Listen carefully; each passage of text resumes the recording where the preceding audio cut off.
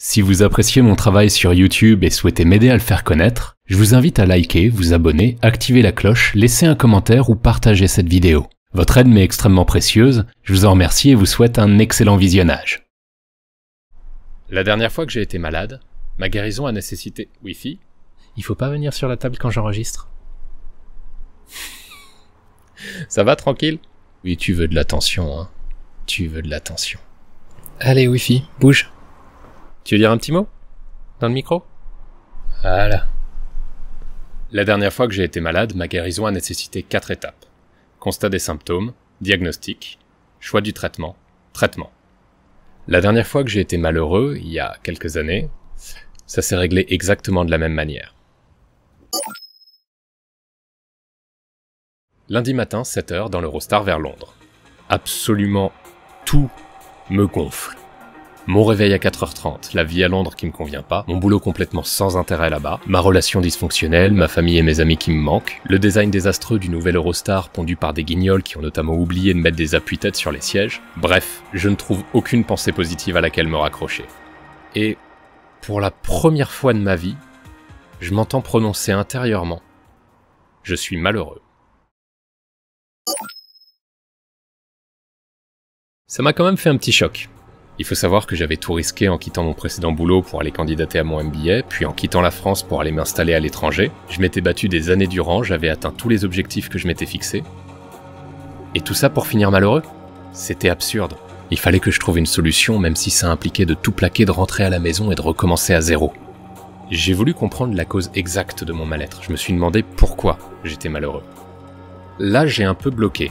Répondre à cette question n'était pas si simple. J'avais accumulé beaucoup d'ennuis qui m'irritaient à chaque heure de chaque jour. Impossible de les résumer en une ligne. Alors, j'ai attrapé un papier et un crayon et j'ai listé tout ce qui me gênait. Tous mes problèmes personnels auxquels je pouvais penser, quelle qu'en soit l'importance, du détail mineur à mes angoisses plus profondes. Pour ça, j'ai fait un mind map. Alors le mind map, je vous montre rapidement comment ça marche. Vous partez du milieu de votre feuille où vous faites un point central. Puis vous vous posez la question, qu'est-ce qui me gonfle dans la vie ? Si la première idée qui vous vient est votre travail, ok, on tire un premier trait vers une bulle travail. Bon, mais qu'est-ce qui va pas précisément avec le travail ? Ça peut être mes tâches ne m'intéressent pas, mon manager est odieux, je suis stressé, etc. Vous raccordez chacun de ces points à la bulle travail, et si besoin vous les détaillez encore plus. Puis si tout d'un coup vous vous dites « je suis inquiet pour ma santé ». Bon, ça a priori c'est pas en lien direct avec votre travail, donc vous repartez du centre, vous faites une bulle santé, sous laquelle vous détaillez ce qui vous inquiète. Surpoids, vieillissement, addiction, etc. Vous pouvez aussi connecter les sujets entre eux si par exemple vous pensez que le stress causé par votre travail impacte votre santé ou votre alimentation. Continuez ainsi de suite jusqu'à ne plus rien avoir à ajouter. En gros, si vous restez figé 15 minutes à fixer votre feuille et que rien de nouveau vous vient, vous pouvez considérer que c'est bon. Ça m'a pris 45 minutes avant qu'il me semble ne plus rien avoir à ajouter. J'en étais là. Oui, bon, comme je le disais, j'ai listé des problèmes très personnels, donc vous m'excuserez, je les ai floutés. En regardant ma feuille, la première chose qui m'a frappé était le nombre total de soucis que j'avais. Mon malheur résultait d'une accumulation de causes bien plus multiples et bien plus diverses que je ne pensais.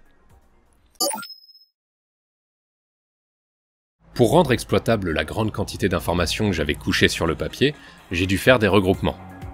Avec un stylo rouge, j'ai encerclé ensemble les problèmes qui avaient un lien entre eux selon qu'ils découlaient d'une cause commune ou pouvaient être réglés en même temps.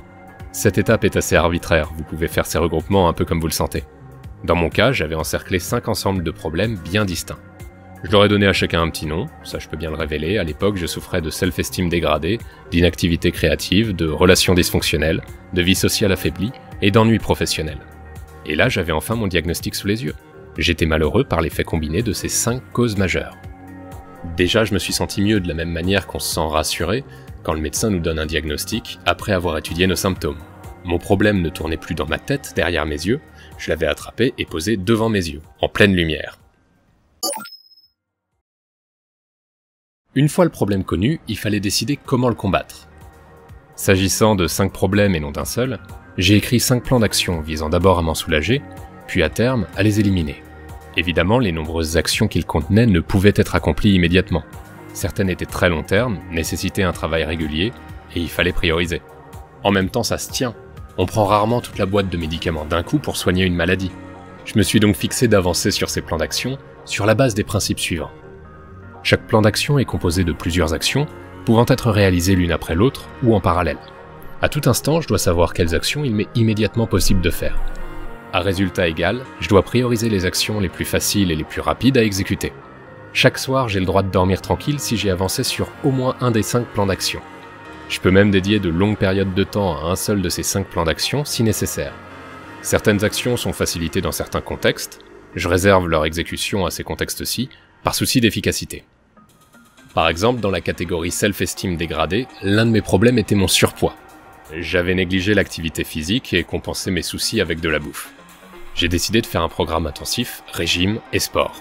J'en ai fait ma priorité lors d'un voyage d'affaires d'1 mois en Inde, pendant lequel je logeais dans un hôtel où je m'assurais une alimentation raisonnable, et avec une salle de sport ouverte H24.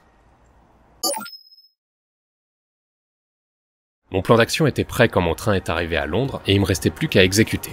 Savoir ce que j'avais à faire sans plus me poser de questions avait déjà boosté ma motivation. Mes premières actions, les plus rapides et les plus faciles parmi celles que j'avais envisagées, m'ont vite soulagé et donné l'impression d'avancer. Pour les actions plus compliquées et long terme, le fait d'avancer sur au moins l'une d'elles chaque jour a permis d'éliminer ma sensation d'immobilisme et ma culpabilité. Les 6 mois qui ont suivi, j'ai mis mon plan en œuvre. Au fur et à mesure que j'obtenais des résultats tangibles, mon humeur s'améliorait. Et ce, jusqu'à la suppression pure et simple des 5 causes de malheur que j'avais identifiées. Est-ce que ça veut dire que j'avais plus de problèmes? Non, des problèmes on en a toujours.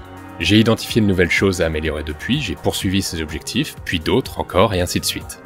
Mais depuis ce jour, plus une seule fois je me suis entendu dire que j'étais malheureux. Ceux qui ont vu l'épisode 9 ont sûrement compris que, dans ma démarche, j'ai établi pour la première fois ce que j'appelle une stratégie de vie. Je partage cette approche avec vous aujourd'hui parce que j'espère qu'elle pourra vous aider à votre tour. Je vous encourage à l'essayer, elle ne requiert qu'un papier, un crayon et un moment à tête reposée. Si vous trouvez cette méthode utile, n'hésitez pas à la partager à vos proches, à me dire en commentaire ce qui a marché ou ce qui n'a pas marché pour vous, et à me faire des suggestions d'amélioration. Dans tous les cas, je vous souhaite bonne chance dans la réalisation et l'exécution de votre stratégie de vie. Comme d'habitude, je vous dis à la prochaine, et surtout, prenez soin de vous.